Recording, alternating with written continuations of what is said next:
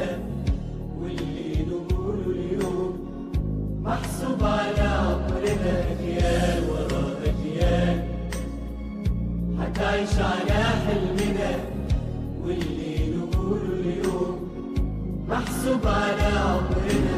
جايز ظلام الليل يبعدنا يوم، إنما يقدر شعاع النور يوصل لأبعد زمان. جايز ظلام الليل يبعدنا يوم، إنما يقدر شعاع النور يوصل لأبعد زمان.